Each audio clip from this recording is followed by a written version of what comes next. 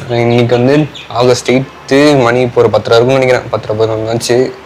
இன்னைக்கு காலைல சென்னையிலேருந்து பஸ்ஸில் தான் வந்தேன். 6:30க்கு வர வேண்டிய பஸ்ஸு 8:30க்கு தான் வந்துட்டாங்க. செம லேட்டு. இங்கே ஆக்சுவலாக கோத்தகிரிக்கு போகலான்ட்டு ட்ரிப் பிளான் பண்ணியிருக்கு.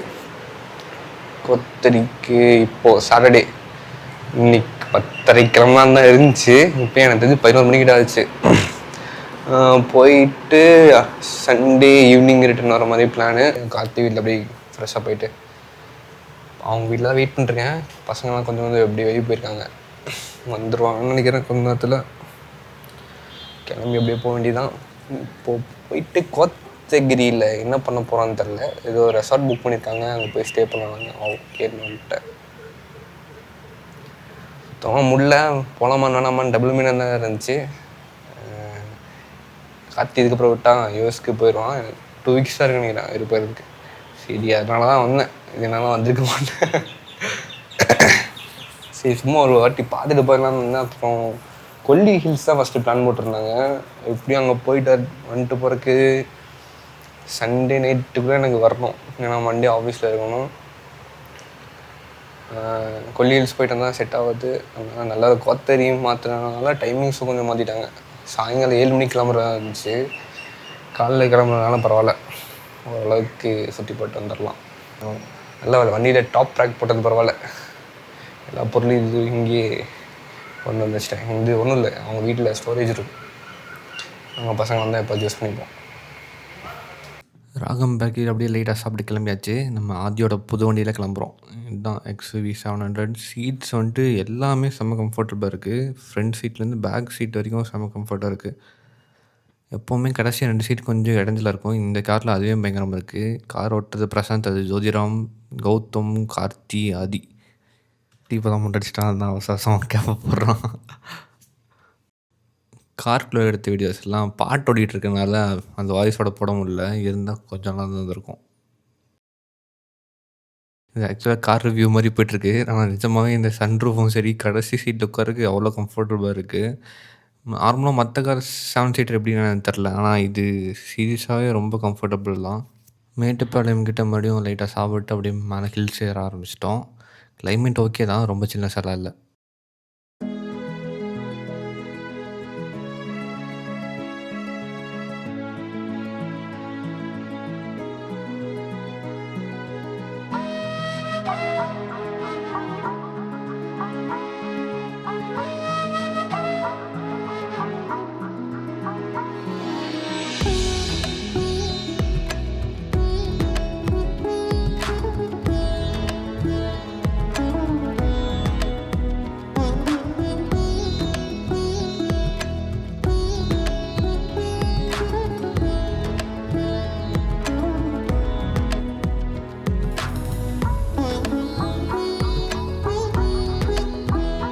ஊட்டியில் பாலக்குளம்னு ஒரு இடம் இருக்குது, அங்கே தான் ரூம் புக் பண்ணியிருக்கோம். பக்கத்தில் ஓரளவுக்கு வீடு இருக்குது, ரொம்ப பெருசாக எதுவும் இல்லை, லைட்டாக ஹில்ஸ் தான். இது செம்ம ஸ்டீப்பான ஏரியா, பார்க்குறதுக்கு எப்படி இருக்குன்னு தெரில, ஆனால் இங்கே நேரில் வந்து பார்த்திங்கன்னா தெரியும், ரொம்ப ரொம்ப ஸ்டீப்பான ஏரியா இது. கொஞ்சம் ஓரளவுக்கு புல்லிங் கெப்பாசிட்டி இருக்க வண்டினாலும் பரவாயில்ல, இல்லைன்னா ரொம்பவே கஷ்டம்தான். 7 பேர் ஸ்டே இருக்கலாம். இந்த ரூம் வந்துட்டு ஏர்பிஎன்பியில் தான் புக் பண்ணியிருந்தோம். இது கேட்டு இங்கே வண்டியை பார்க்கிங்கில் போட்டு அப்படியே நல்லா நடந்து போக வேண்டியதான் வீட்டுக்கு. டைல்ஸ் எல்லாம் பார்த்திங்கன்னா கிராஸில் பதிச்சு வச்சுருந்தாங்க, ஓரளவுக்கு நல்லா இருந்துச்சு பார்க்குறதுக்கு. அப்போ ஆப்போசிட்டில் ஃபுல்லாகவே ஹில்ஸ் தான், கீழே கொஞ்சம் கொஞ்சம் வீடு இருக்குது. ஆனால் இந்த லொக்கேஷன் ஓகே தான். இதுக்கு மேலே ஒரு இடத்துல டாப் ஒரு வீடு இருந்துச்சு, அது பக்காவாக இருக்கும். இது சும்மா ஓப்பன் ஸ்பேஸ், வெளியே உட்காந்துட்டு ரைட்டில் பேசுகிறதுக்கு. பசங்களாம் இங்கே தான் உட்காந்து பேசிகிட்டு சாப்பிட்ருந்தோம். வீட்டுக்குள்ளே இப்போ என்ட்ரோம் அப்படின்னா எடுத்தோடனே ஒரு ஹால் வந்துடுது, டிவி இருக்குது, லிவிங் ஏரியாவில் உட்காந்து பார்த்துக்கலாம். மேலேயும் 2 ரூம் இருக்குது, 2 பெட்ரூம் இருக்குது மேலே. ஸ்ட்ரைட்டாக ஒரு சோஃபா, அது இல்லாமல் ஒரு டைனிங் ஏரியா, ரைட்டில் வந்து இன்னொரு பெட்ரூம் இருக்குது, பின்னாடி கிச்சன், லெஃப்ட் சைட் இருக்க பெட்ரூம்க்கு இப்போ போகலாம். உள்ளே ஒரு 2-3 பேர் படுத்துக்கலாம் தாராளமாக. இன்டீரியர்ஸ் டிசைன்ஸ் எல்லாம் வந்து சூப்பராக இருந்துச்சு. இந்த காஃபி மிஷின் எல்லாமே அவ்வளோக்கு வச்சுருந்தாங்க, சுடு தண்ணி காய்ச்சறக்கெல்லாம் வச்சுருந்தாங்க. அது இல்லாமல் இவங்களே கொஞ்சம் ப்ரொவைடும் பண்ணியிருந்தாங்க அமெனிட்டிஸ் எல்லாம். என்ன 2 ப்ரெஷ்ஷு அப்புறம் ஷாம்பூ மாதிரி ப்ரொவைட் பண்ணியிருந்தாங்க. அப்புறம் பேஸ்ட்டும் இருந்துச்சு, கோம்பு இருந்துச்சு.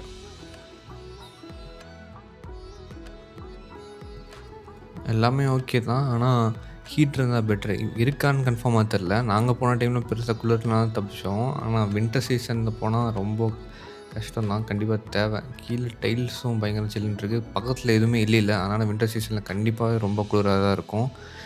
ஆக்சுவலாக என்ன சொல்லிட்டுருந்தாங்கன்னா பைசன் நிறையா வரும்னு சொல்லிட்டுருந்தாங்க. அது இல்லாமல் பைசன் ஆளில் கொல்லுன்னு எனக்கு இப்போ தான் தெரியுமே. எதுவுமே பண்ணாது தான் நினச்சிட்டு இருந்தேன். அப்புறம் இங்கே இருக்கவங்க தான் சொல்லிட்டு இருந்தாங்க இந்த மாதிரி நிறைய பேர்த்த இன்சைடு கொண்டிருக்கு அப்படின்ட்டுலாம். அதுக்கப்புறம் தான் லைட்டாக பைசன் மேலே மயம் வந்துச்சு. எல்லாமே நல்லா தான் இருக்குது. பாத்ரூம் எல்லாமே பக்காவாக நீட்டாக தான் இருக்குது. அதில் ஒரு குறையும் இல்லை. ஆனால் என்னென்னா இங்கே ஆக்சுவலாக கிச்சனில் ரெடி பண்ணி தரக்காகவே 2 பேர் இருக்காங்க. அவங்க தான் இங்கே ப்ராப்பர்ட்டியை பார்த்துட்ருக்காங்க. அவங்க இங்கேயே ஸ்டே பண்ணுறாங்க. அதுதான் கொஞ்சம் பிரச்சனை. அந்த கிச்சன் டோரை மூடிடுறாங்க. பின்னாடி அவங்களுக்கு ஒரு ரூம் இருக்குது. அங்கே தான் இருக்காங்க. நாங்கள் வரமாட்டோம்னு தான் சொல்கிறாங்க. இருந்தாலுமே கூடவே அட்டாச் ஆகி இருக்க மாதிரி தான் இருக்கும். அதனால் கொஞ்சம் டிஸ்டர்பன்ஸாக தான் இருந்துச்சு.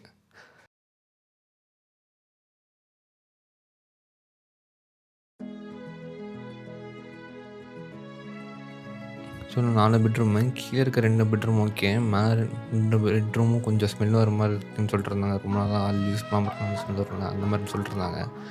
அதனால கீழே எடுத்துக்கிட்டோம். மேலே ஆக்சுவலாக மெயின்டைன் பண்ணால் செம்மையாக இருக்கும். இந்த ப்ராப்பர்ட்டி ஆக்சுவலாக சேல்ஸுக்கே வந்துச்சுன்னு நினைக்கிறேன். நாங்கள் போயிட்டு வந்ததுக்கப்புறமா எப்போன்னு தெரில. இப்போ ரீசெண்டாக சும்மா செக் பண்ணும்போது தான் பார்த்தேன் யூடியூப்பில் எல்லாத்துலேயும் போட்டிருக்காங்க இந்த ப்ராப்பர்ட்டி ஃபால் சேல்ன்ட்டு. இங்கேயும் லைட்டாக பால்கனி மாதிரி கொடுத்துருக்காங்க. பயங்கரமாக இருக்குது இந்த இடம்.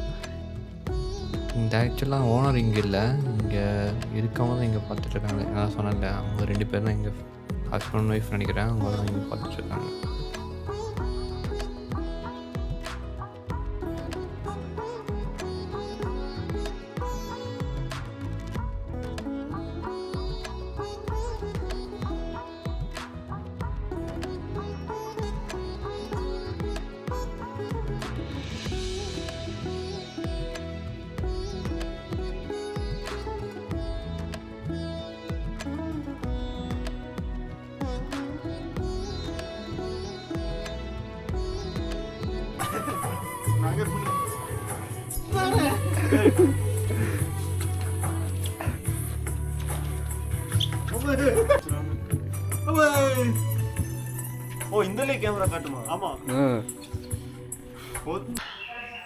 ரூமுக்கு வந்தோடனே அடிக்கிற குளிருக்கு அருமையான ஒரு டீ. அதுக்கப்புறம் முட்டை போண்டா, என்ன வெங்காய பக்கோடா, வெங்காய பஜ்ஜி எல்லாம் சாப்பிட்டாச்சு.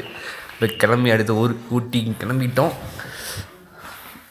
குளிர் தாங்க முள்ள வர பசங்கள்லாம் ஃபுட்டீஸ் கீட்டீஸ்லாம் போட்டு ரெடி ஆகிட்டாங்க. சும்மா இதெல்லாம் கொஞ்சம் கேம் விளாண்டுட்டு இந்த 2 ப்ராப்பர்ட்டி பார்த்துட்டு இருக்கவங்க பேசிகிட்டு இருந்தோம்.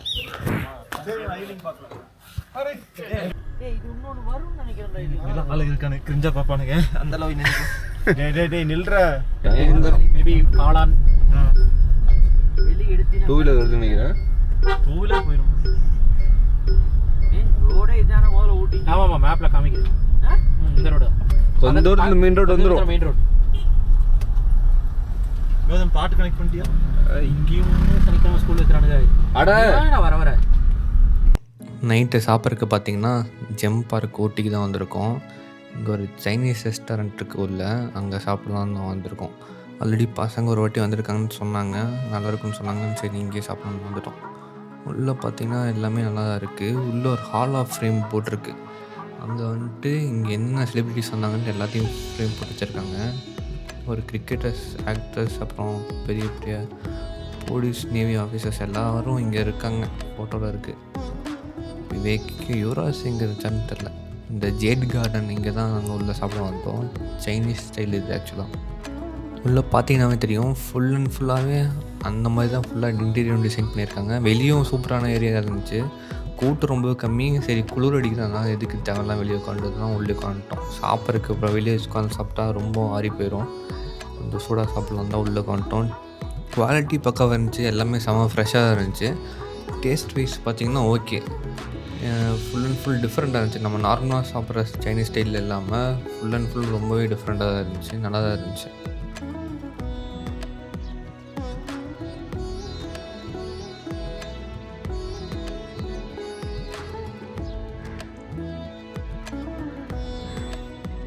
அடுத்த நாள் காலையில் நாங்கள் கிளம்பியாச்சு. எங்கே இல்லை, டீ குடிக்க தான் போகிறோம். போயிட்டு ரூமுக்கு தான் சாப்பிட்றதுக்கு வர்றோம். அவங்ககிட்ட சொல்லிட்டோம், ஆர்டர் பண்ணி வச்சிட்டோம் என்னென்ன வேணும்ன்ட்டு. வெறும் சிக்கன் குழம்பும் தான், இட்லி தோசை தான் சொல்லியிருக்கேன், வேறு எதுவும் பெருசாலாம் சொல்லலை. இப்போ போய் டீ குடிச்சிட்டு மறுபடியும் ரிட்டர்ன் வர வேண்டியது தான்.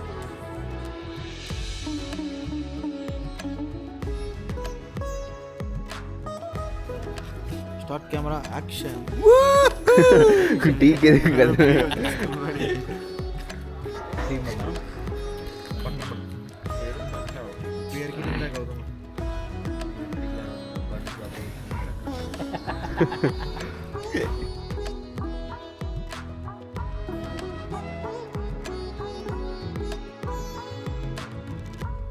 பைசன்லாம் அவங்க சொன்ன மாதிரி நிறையவே இருந்துச்சு. இப்போ வந்து பார்த்தா தெரியுது, நான் இத்தனை நாள் பேசினதை விட அவன் ஒரே இருக்கத்தில் பயங்கரமாக முடிச்சிட்டான் ஆதி.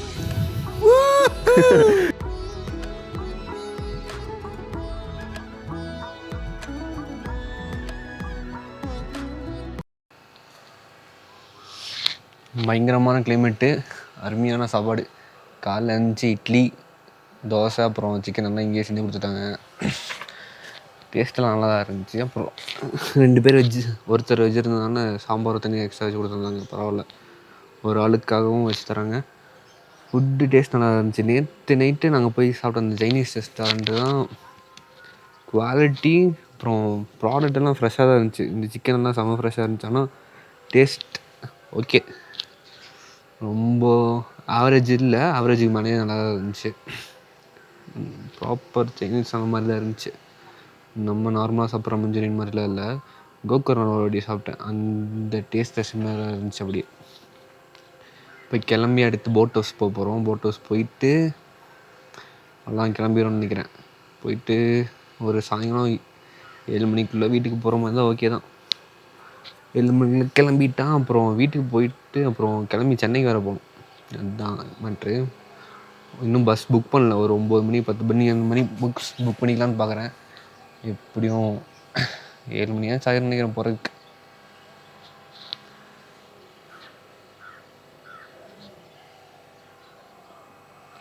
கூலிங் பெருசாலாம் இல்லை எனக்கு தெரிஞ்சு, நார்மலாக தான் இருந்துச்சு.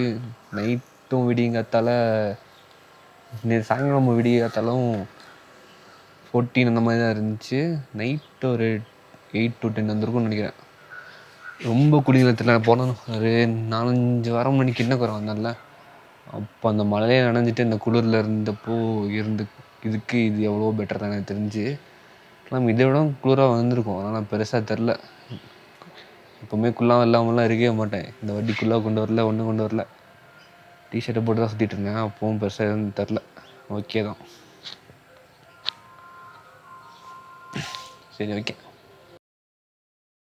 போட் ஹவுஸ் தான் போய் பார்த்தோம். அங்கேயும் செம்ம கூட்டம். சரி, இதுக்கப்புறம் அங்கே போயிட்டா செம்ம லேட் ஆயிரும்ன்ட்டு வந்துட்டு இங்கே ஷூட்டிங் ஸ்பாட் வந்துட்டோம். ஊட்டியில் ஷூட்டிங் ஸ்பாட் வந்துட்டு ரொம்ப டாப்புக்கு ஏறிட்டோம். அதனால தான் இந்த வியூ அவ்வளோ செம்மையாக இருக்குது.